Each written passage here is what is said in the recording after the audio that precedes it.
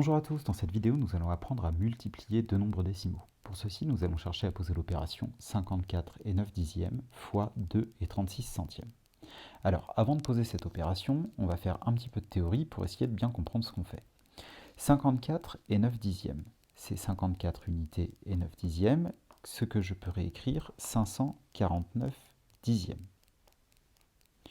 Pour comprendre cette écriture, cette équivalence, je te renvoie au premier chapitre sur les nombres décimaux qu'on a étudié cette année.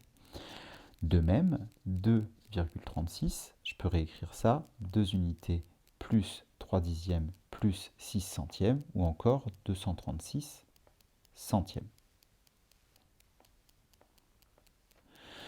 Poser la multiplication 54,9 fois 2,36, ça revient donc à poser la multiplication 549 dixièmes fois 236 centièmes. C'est la même chose.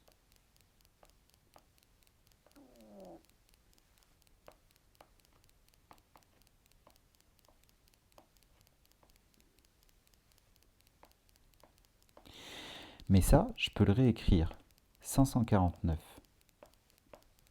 fois 1 dixième. 549 dixièmes, c'est 549 fois 1 dixième. C'est la même chose, c'est une autre écriture de ce nombre.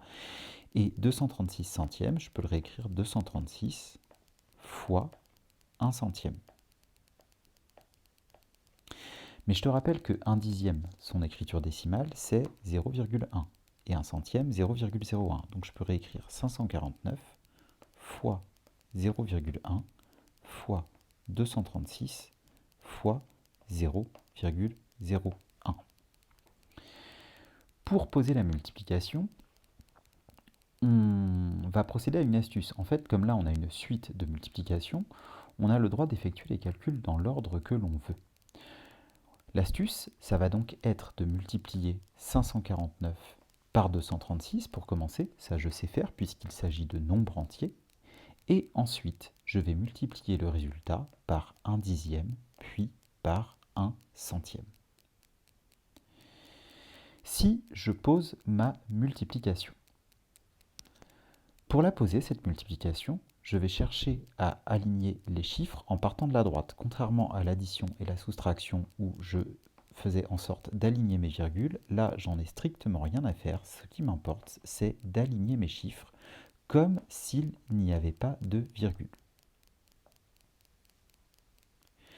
Puisqu'on vient d'expliquer que nous allions multiplier 549 par 236 pour obtenir le résultat qu'on multipliera ensuite par 1 dixième et 1 centième.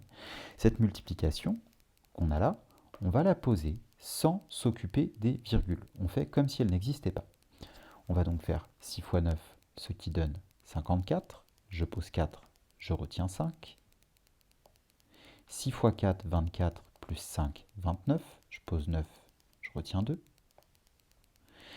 6 fois 5, 30 et 2, 32.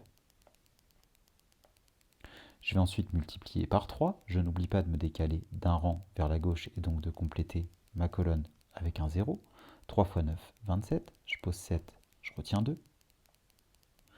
3 fois 4, 12, plus 2, 14. Je pose 4, je retiens 1. 3 fois 5, 15. Et 1, 16. Enfin, je vais multiplier par 2. Cette fois-ci, je me décale de 2 rangs, donc je complète avec 2 zéros. 2 fois 9, 18. Je pose 8, je retiens 1. 2 fois 4, 8 et 1, 9.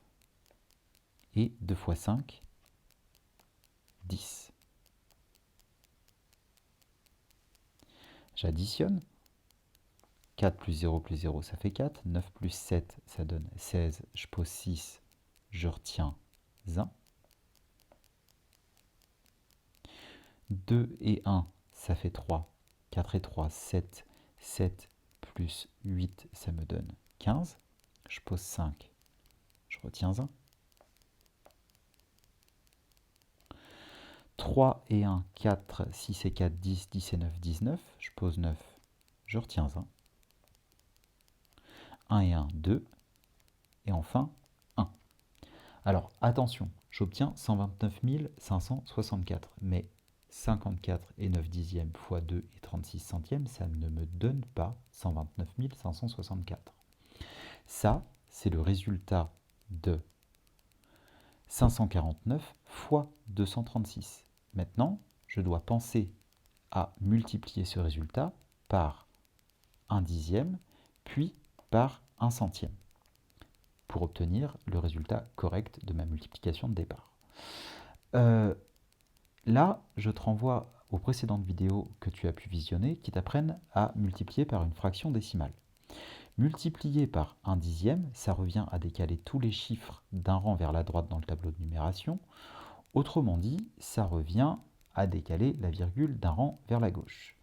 Multiplier par 1 centième, c'est la même chose, sauf qu'on décale les chiffres de 2 rangs vers la droite et donc la virgule, entre guillemets, de 2 rangs vers la gauche. Ce que je constate, c'est que en tout, mes chiffres, je vais les décaler d'un rang, puis de 2 rangs, donc 3 rangs. Ma virgule, je vais donc la décaler de 3 rangs vers la gauche, les chiffres 3 rangs vers la droite. Ça signifie que mon résultat, si je le multiplie par 1 dixième puis par 1 centième, je vais devoir placer une virgule à cet endroit-là. Je fais en sorte d'avoir 3 chiffres après la virgule. Alors ça peut paraître compliqué, mais en fait pas du tout, parce que poser la multiplication 236 fois 549, tu sais faire, et trouver l'emplacement de la virgule au résultat, c'est très facile. Comment faire? En fait, on constate que dans 54 et 9 dixièmes, on a un chiffre après la virgule. Dans 2 et 36 centièmes, on a 2 chiffres après la virgule. Un chiffre après la virgule, plus 2 chiffres après la virgule, en tout, ça me donne 3 chiffres après la virgule. Et donc, le résultat de ma multiplication, une fois que j'ai multiplié 236 par 549, pour savoir où je place la virgule, j'ai juste à additionner le nombre de chiffres après la virgule que j'ai dans 54 et 9 dixièmes avec le nombre de chiffres après la virgule que j'ai dans 2 et 36 centièmes. Un chiffre plus 2 chiffres, ça me donne 3 chiffres. Ça veut dire qu'il y aura 3 chiffres après la virgule au résultat. Donc si je résume, pour poser une multiplication de deux nombres décimaux, on aligne les chiffres en commençant par la droite et sans aligner les virgules. On pose la multiplication sans tenir compte des virgules. Et pour finir, on place la virgule au bon endroit au résultat de la multiplication en comptant le nombre de chiffres après la virgule qu'on a dans notre premier facteur et en l'additionnant avec le nombre de chiffres après la virgule qu'on a dans notre deuxième facteur.